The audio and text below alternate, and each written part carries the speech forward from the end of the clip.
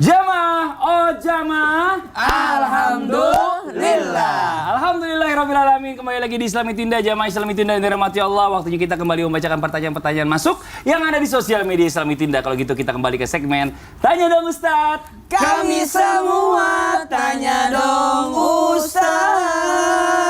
Oke, kita masuk ke pertanyaan yang berikutnya dari Instagram, dari @_a_s_m_w_a_n_. Mas Wani. Iya, Mas Wani. Allah, ribet banget, panjang ini. Ya, Assalamualaikum warahmatullahi wabarakatuh. Waalaikumsalam warahmatullahi wabarakatuh. Ustadz Habib, saya mau bertanya Ustadz. Setelah sholat berjamaah, imam berdoa. Apakah kita harus mengaminkan doa imam atau kita boleh berdoa sendiri sesuai hajat kita? Mohon penjelasannya Ustadz Habib. Terima kasih. Wassalamualaikum warahmatullahi wabarakatuh. Ustadz Syam Meniji dijawab. Mengikuti doa imam. Kenapa? Karena imam tentunya adalah orang yang ditunjuk, adalah mereka yang bisa mengajak para makmumnya. Ya, Allahumma gfir lana, pakai dhamir lana, bukan Allahumma gfirli. Ya, Rabbana hablana, bukan Rabbi habli. Karena dia mengerti untuk dhamir mengganti kata aku menjadi kami.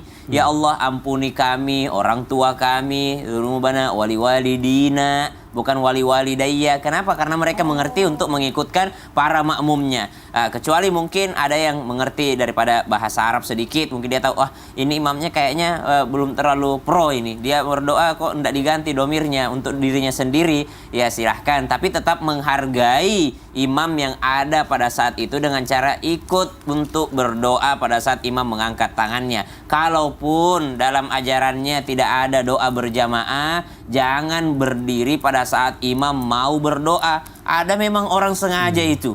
Ya, pada saat imam mau angkat tangan langsung berdiri sholat sunnah. Seakan-akan ingin dilihat oleh jamaah yang lain bahwa saya tidak mau ikut imam berdoa. Masa ada yang begitu? Ada yang begitu. Ada sering kejadian begitu? Ada begitu. Oh, ya Allah. Saya kalau ada yang begitu, ku kasih besar suara aku pakai mic berdoa supaya terganggu sholat sunnahnya. Karena dia mengganggu saya juga sebagai imam. Ketika saya imam, dia pergi sholat sunnah. Seakan-akan memperlihatkan orang bahwa tidak ada doa berjamaah. Padahal kita kan berdoa berjamaah. Ya, ketika kita baca Al-Fatihah saja, semuanya bilang amin. Berarti ada doa berjamaah. Betul. Ya, ihdinas siratal mustaqim, tunjukkan kami jalan yang lurus. Ini kan satu orang yang baca Al-Fatihah semua bilang amin. Berarti doa berjamaah dalam situ. Dalam khutbah Jumat ada rukunnya ya, ini doa untuk semua orang. Allahumma ighfir lil muslimina wal muslimat wal mu'minina wal mu'minat. Mengangkat tangan semua mengaminkan doa daripada imamnya. Maka paling enak berjamaah itu ikut imam saja. Ya, tidak mungkin ada imam menyesatkan daripada makmumnya. Betul. Apalagi doa berjamaah itu diaminkan, kita nggak tahu amin siapa yang diijabah oleh Allah. Betul. Dan tidak ada ruginya. Ya, dan tidak ada ruginya Mas Fadli. Kalaupun dia mendoakan dirinya sendiri, kita mengaminkan kata malaikat wala kamitslu, bagimu juga. Iya, makanya berarti orang yang nggak mau amin orang sombong. Nauzubillah min zalik. Ya, kita lanjut lagi ke baca pertanyaan yang berikutnya. Dari Instagram dari @herlingeger3. Wah, Assalamualaikum Ustadz. Waalaikumsalam warahmatullahi wabarakatuh. Bagaimana caranya agar fokus dalam sholat? Padahal saya sudah baca basmalah dan anas sebelum sholat. Tapi di tengah sholat tetap saja nggak bisa fokus. Bahkan lupa sampai rakaat keberapa. Bagaimana solusinya jika lupa rakaat dalam sholat? Sahkah jika waktu melaksanakan sholat kita menangis? Wah, Ustadz Maulana nih, urusan menangis-menangis. Ada 3 pertanyaan yang ditanyakan di sini. Yang pertama, bagaimana caranya fokus? Betul. Yang pertama. Fokus dulu. Yang kedua, bagaimana kalau lupa berapa rakaat berapa? Yang ketiga, bagaimana kalau kita menangis dalam sholat? Yang pertama, saya bahas dulu. Cara fokus, ada caranya. Ada caranya. Salat berjamaah. Ikut imam. Ya, benar-benar. Dengan salat berjamaah kita aman. Pasti akan fokus, pasti akan luar biasa. Karena maaf, saya sampaikan kepada anak-anak saya, kita harus salat di masjid. Enak banget itu. Oh iya juga ya, setelah dia sadari lebih baik salat di masjid daripada salat di rumah karena adanya berjamaah. Ya, jadi itu fokus. Kalau tidak, kalau minimal kita malu kalau mau main. Anak-anak malu kalau mau main karena kan berjamaah. Bapak suka main bareng anak-anak. Anak saya kalau salat di rumah kan main. Tadi ngomongnya kita ya kan, kita malu katanya. Tapi kalau di masjid anak-anak enggak mau main pasti. Yang kedua, ketika kita tidak tahu salat ini bukan berjamaah ya, salat sendiri. Ketika dia lupa, ini rakaat berapa, maka ambil yang terdikit. Yang paling sedikit yang diambil. 2 atau 3, lebih baik ambil 2. Kemudian tinggal nambah. Yang ketiga, gimana nih kalau kita lagi nangis dalam sholat? Nah, boleh apa? Tidak ada masalah. Tidak ada masalah. Yang penting tidak terjadi 2 hal. Yang pertama, tidak menambah gerakan. Nah, itu Batal itu udah. itu lebay. Lebay. Iya, iya.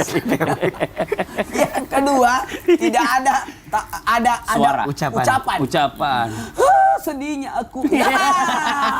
Nambah bacaan sholat dong gitu ya. Iya. Terima kasih banyak Ustadz Maulana atas jawabannya. Masya Allah, jazakallah khairan kasiran. Sekarang waktu kita mendengarkan muasabah, dilanjutkan doa oleh guru kita Ustadz Hilman. Tafadhol Ustadz Hilman. Baik, Masya Allah, Tabarakallah. Jamaah Islam itu indah yang dicintai Allah. As-salatu imaduddin. Faman aqamaha faqad aqamaddin.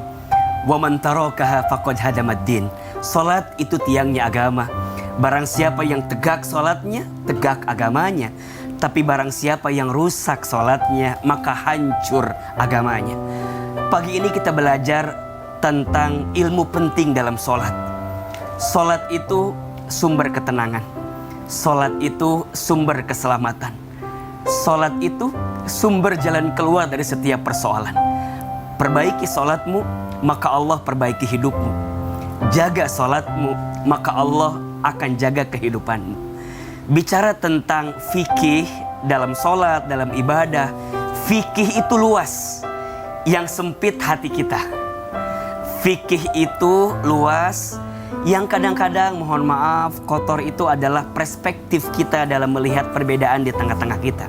Maka Islam itu indah menghadirkan tema pagi ini mengingatkan kepada kita agar menyempurnakan waktu sholat kita, ucapan atau bacaan sholat kita, gerakan sholat kita, bahkan yang paling penting hikmah di balik sholat yang kita tunaikan.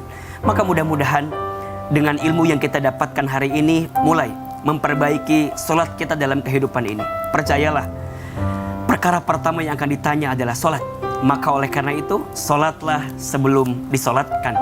Ke masjidlah sebelum nanti kita dikemasjidkan. Semoga Allah menjaga kualitas sholat kita dengan baik. Amin ya rabbal alamin. Doa Ustaz. Bismillahirrahmanirrahim. Alhamdulillahi rabbil alamin. Allahumma salli ala sayyidina Muhammadin nabiyil ummi wa ala alihi wa sahbihi wa sallim. Allahumma ihdina fi man hadayt wa afina fi man afayt wa tawallana fi man tawallayt wa barik lana fi ma a'tayt. Innaka taqdi wa la yuqda alayk. Innahu la yadhillu man walayt wa la ya'izzu man adayt. Tabarakta ربنا وتعاليت لك الحمد على ما أعطيت ولك الشكر على ما أعطيت نستغفرك اللهم من جميع الذنوب والخطايا ونتوب إليك ربنا جعلنا مقيم الصلاة ومن ذرياتنا يا الله jadikan kami hambamu yang senantiasa menjaga mendirikan salat kami ya Allah wa min dhurriyyatina begitu pula anak cucu keturunan kami ya Allah jadikan mereka ahlus salat waj'alna lilmuttaqina imama jadikan kami imam bagi orang-orang yang bertakwa wa sallallahu ala sayyidina Muhammad walhamdulillahi rabbil alamin. Amin amin ya rabbal alamin. Masya Allah, alhamdulillah, demikianlah perjumpaan kita hari ini, semoga bermanfaat. Sekali lagi mohon maaf atas segala kekurangan. Wabillahi taufiq wal hidayah. Wassalamualaikum warahmatullahi wabarakatuh. Waalaikumsalam warahmatullahi wabarakatuh. Allahumma Allahumma salli ala